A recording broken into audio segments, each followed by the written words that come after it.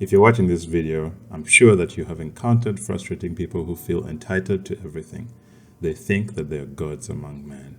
Of course, everyone has his entitlements. Some are just more obvious than others. It is just harder to see them in ourselves as well. This is part 4 of the video series on human neurosis. The goal of the video series is to bring us closer to mental freedom by understanding the causes of self-hate. To be mentally free, you must love yourself in all aspects of life. Mental health is like trying to earn an engineering degree. We cannot just make one 10-minute video and solve the whole human condition. It is going to take several years, but unlike an engineering degree where if you don't complete, you're not an engineer, in this journey, every step alleviates our lives. We're bringing it down into small chunks. My goal is to share what I've learned, and you must try and apply what you learn in these videos. All this knowledge is from a book called Neurosis and Human Growth by Karen Horney, so check it out. In the last video, part 3, we introduced neurotic claims. In this video, we shall build our knowledge, so this is a summary. People don't have perfect conditions when they are young. They create an ideal image of themselves. This ideal image is perfect and looks like it will solve all the problems that a person may have at that time. For example, if they're not loved, they will create an ideal image that is loved by everybody. If they're shy and weak, they have an ideal image that is courageous, strong, and godlike. People then abandon their real selves and try to become this ideal image. They have a lot of ambition, but the closer they get to the image, the more they suffer. Suffering is different from everyone, for they could hate themselves, hate others, be shy, be lazy, be distant, cut off everyone, or be jealous if anyone is better than them. Now that they're trying to become this ideal image, they need the world to prove to them that they are actually the gods that they think they are. So they have entitlements or claims on both people and the world. These entitlements will prove that these people are gods, or will prove that this image is real. The entitlements can sound something like, I'm so smart, so I should never study. Everything should be easy for me, so the person will not study for their exams. Or they have a need for love, so the idealized image is loved by everyone. So the person then believes that everyone should always be there for them, no matter what the situation is. A good example is a woman who gets very angry when someone turns down her invitation to an event. She's entitled to everyone stopping whatever they're doing just to please her. For the rest of the video, we will see 1. What do we do when we see these neurotic claims in ourselves or in other people? 2. What reasons do people always use to defend their claims? 3. Why does a neurotic person hate to be called out? What are the ways they will react when you do this? 4. What are the long-term effects of having these neurotic claims? 5. Why does a neurotic person hold on to these claims? Even if you explain very clearly that they are not helpful, why can they never let go of these claims? And finally, we will conclude and see what we're going to see in the next video. If more people are mentally healthy, the world will be better. So if you have loved what is in this video so far, like and subscribe to the channel so that this information can reach a bigger audience. The more likes and subscriptions, the more people can be touched with this information. So if we ever recognize a situation where someone is showing us these entitlements or claims, what can we do? Shall we accept this claim so that the person doesn't get stressed? Or do we refuse these claims and call these people out? Both accepting and refusing can actually make the condition worse, because in both cases, the person may make the claims more forceful. They will even hold on with more force.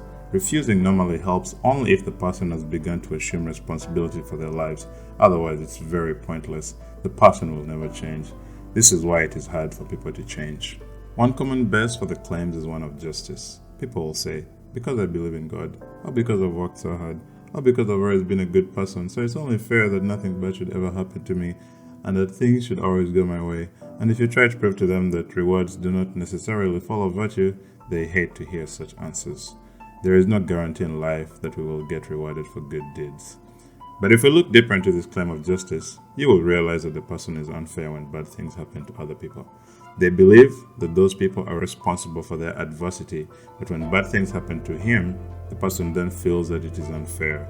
For example, if the neurotic loses his job due to something he did, he will say that, oh, it's the economy. The boss hates him.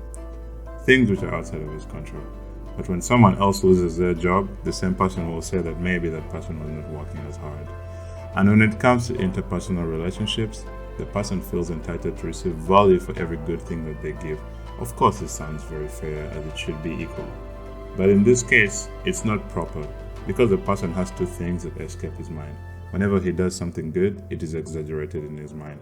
And he also ignores the difficulties that he brings into relationships. A good example is a person who is going to therapy and believes that since he's very cooperative and has a strong wish to become healthier and he pays and comes regularly, then the therapist is obligated to make the patient feel well. But of course, this is not true. The patient can only get healthy if he's willing and able to work on himself and to change. So, if the patient's good intentions are not combined with a lot of effort on his part, then nothing will happen. And when nothing happens, the person will feel cheated, and then he will become angry, and then he will show his bill to the therapists and complain that I've been paying you all this money, but how come I do not feel any better? Claims are very important for the neurotic person to try to become this ideal image. Therefore, he must assert his claims. But of course, this is easily done when the claims are towards people. But if they're towards the outer world and fate, it becomes hard. In relations to others, they can try to impress them so that they can look unique and important, or he can please, charm, or he can try to put others under the feeling of being obligated to him by appealing to their senses of fairness and guilt. He can try to make himself look like he's suffering more than he is actually suffering so that he can get pity and guilt feelings. And he can try to intimidate other people by accusing them so much that he can force them to comply with him every time. But of course, we must see that since this person is using a lot of energy so that he can justify these entitlements, so of course it's very obvious that if his wishes are not fulfilled, there are going to be very intense reactions and frustrations from him. Inside his mind, he is very scared, but on the outside, he looks angry. He feels that this is unfair and unjust to him. The person has two feelings. He is angry, and he also feels that he has the right to be angry. When the person becomes angry, he can go into three different ways. The anger can be suppressed and then may show up in the body in forms of fatigue, headaches, or hurting stomachs, or it can be expressed or fully felt. The person may then feel that he needs revenge. The more arrogant he is, then the more he will feel like this revenge is just. The third way is that the person can fall into misery and self-pity. He will be extremely hurt and cry, "How can they do this to me?" Of course, it is easier to see these things in other people than ourselves. So the feeling that we are right removes the need to do any self-examination. However, we should do our best to examine our reactions when we become occupied with the wrong things that have been done to us, or if we start to wonder the hateful qualities of another person, or when we feel the need to get back to others. We must ask ourselves if the reaction that we have is in equal quantity to the wrong that has been done to us. If it is not equal, then look for hidden claims. We must be willing to give up our need for special treatment. However, catching these claims one or two times does not mean that we're rid of them. Removing the claims is not enough. It is like a tapeworm. Even if parts of the worm are removed, it will regenerate and sap our strength until the head is removed. To become healthy, we must kill the whole search for glory and stop trying to become this idealized image. The good news is that every step towards your real self counts. The effects these claims have on a person are many. He will feel frustrated and discontent. The person is always focusing on what is missing in life. For example, a man may have a great family, a great job, but is very unhappy because he doesn't have time to play the piano. Or someone's day may get spoiled because he just didn't get his Amazon package to come on time. They dismiss the whole matter by labeling themselves as pessimistic people and then run away from the real work of removing these claims. People make life harder for themselves, as any hardship becomes 10 times harder if we consider it unfair. Anything we do with a secret claim that it should be easy becomes way harder to do so. Also, the person may not be pessimistic to his life, but then will focus on the brighter aspects of other people's lives that have more success than him. He'll say, this one is married, this one has a nicer house, things like that. These things, of course, are very hard to see in ourselves because our reasoning seems very real and we have good logic to back it up. People know that they should not compare their lives to the bright spots of others, but rather with the totality. But they simply can't do this. It is not because they're not intelligent, but rather because they're emotionally blinded. So the person becomes envious and insensible to other people. The person feels like, why is it that he who is worse off than everyone else, or he who is more ignored than everybody else, or he who is more neglected than everyone, should not be entitled to look out for himself alone? Sometimes the person gets confused because of these entitlements. He feels uncertain about his rights in the real world. In his inside world, he is entitled that everyone should cater to him, but this is very unrealistic, so he can become confused about these rights in the real world. he may then become too shy to ask for what he wants. All these claims paralyze the person from becoming his real self, as he spends most of his energy asserting his outrageous claims. In many cases, the claims make him hate any effort on his part.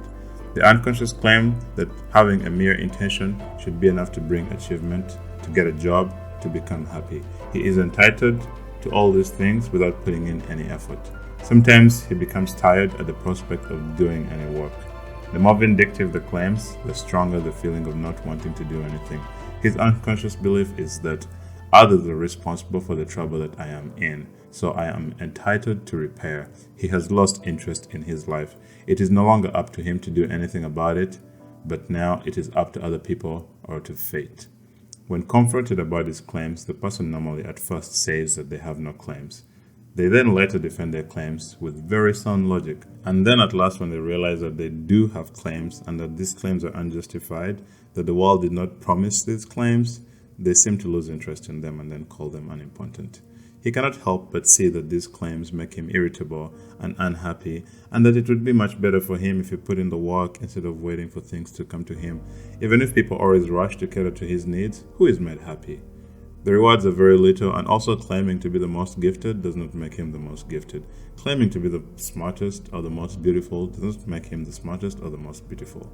Unfortunately, realizing the uselessness of these claims does not make any real improvement in the person. Normally during therapy, the claims can become diminished, but instead of being removed from the soul, they are driven underground. He may intellectually realize that these claims are useless, although he will unconsciously hold onto the belief that with the magic of his willpower, nothing is impossible. If he wishes hard enough, his wishes will come true. If things have not yet gone his way, the reason isn't because he is reaching for the impossible, but because he did not wish vigorously enough. We can see how important these claims are on the journey of actualizing the idealized self. They don't make him excellent or successful, but provide him with false proof that he is above natural laws. And if time goes on and he sees that he's not a god and that natural laws actually apply to him, this doesn't count as evidence that his claims are false. He believes that he currently doesn't have a fair deal in life, and if he holds up his claims, then one day they will become true. Then here we can actually see that these claims are a guarantee for a glorious future. We can see why the person has little interest in seeing how damaging his beliefs are. He doesn't deny that there is damage, but believes the present is nothing compared to the prospect of a glorious future.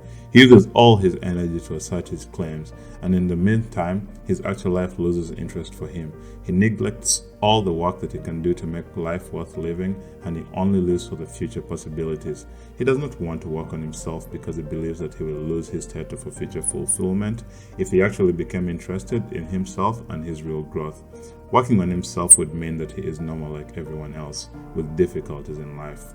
We cannot fully understand the stubbornness of these claims if we call them a naive expression of a glorified image of himself. The function of these claims is to keep the illusions about himself and to shift responsibility to things outside of himself, like people or fate. It is unfair that he had difficulties in the first place and is entitled to his life being so arranged that it should not trouble him. For example, if he is asked for a loan or a contribution, he becomes upset. But what upsets him? He has a need to comply, but he also has a need to frustrate other people. These are two conflicting needs. He says that he doesn't want to be bothered, but the inner truth is that the world should behave in such a way that it does not make him aware of his inner conflicts. We can now see how these claims are very dangerous and preserve the mental unhealthiness of the mind. In the next video, we will look at the tyranny of the idealized image. How the person spends his life as a slave, trying to become this idealized image by setting a bunch of rules for himself on his ambitious journey to the idealized self. Now, of course, we know that this journey is full of turmoil. If you have loved the video, like and subscribe to the channel, and also comment what you think about the video. Share this video with your friends and help them get on the journey to mental freedom. Thank you. Thank you for watching. If you like this video, please like it and subscribe to the channel. And also check out my other videos. Have a good day.